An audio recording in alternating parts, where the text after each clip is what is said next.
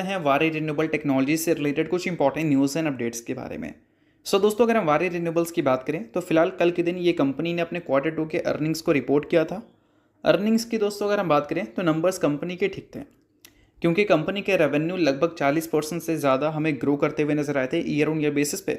और कंपनी का जो नेट प्रॉफिट था 116 करोड़ का, उसको अगर ईयर ऑन ईयर बेसिस पे कंपेयर करोगे तो 100% से ज़्यादा की ग्रोथ कंपनी ने दिखाई थी।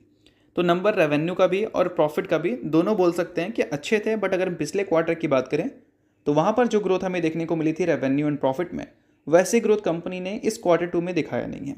तो देखते हैं कि इस नंबर को देखने के बाद मार्केट का कैसा रिएक्शन होता है, बट उसके बारे में हम लोग बाद में बात करेंगे। फिलहाल बात कर लेते हैं वारी रिन्यूएबल से रिलेटेड कुछ और अपडेट्स के बारे में।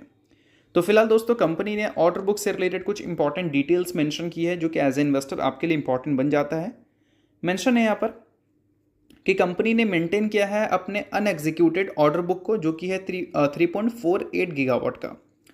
तो कंपनी ने बताया था कि 1 मेगावाट की एग्जीक्यूशन पे लगभग 1 करोड़ का रेवेन्यू कंपनी को मिलता है।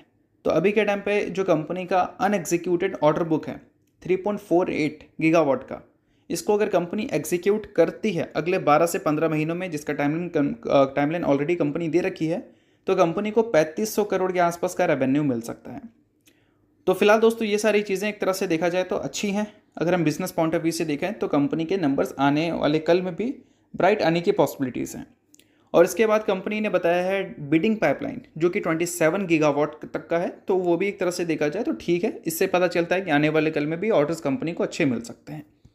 अब इन सारी चीज़ों के बाद दोस्तों कंपनी ने कैपेक्स से रिलेटेड कुछ इंपॉर्टेंट चीज़ें अपडेट की हैं, जिसमें बताया गया है कि कंपनी के बोर्ड ने कैपिटल एक्सपेंडिचर के लिए अप्रूवल दे दिया है to setting up independent power producer solar plant, जिसका टोटल कैपेसिटी हमें देखने को मिलेगा 65.5 मेगावाट का।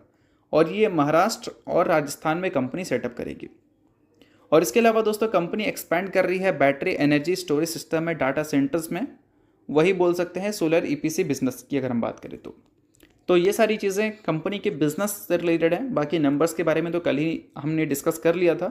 अभी कंपनी के बिजनेस से रिलेटेड इंपॉर्टेंट चीज़ें हमने डिस्कस की है। तो इन सारी चीज़ों के बाद आपको क्या लगता है कि आने वाले कल में वारी रिन्यूएबल्स का परफॉर्मेंस हमें कैसा दिख सकता है, वो मुझे कमेंट में ज़रूर बताना।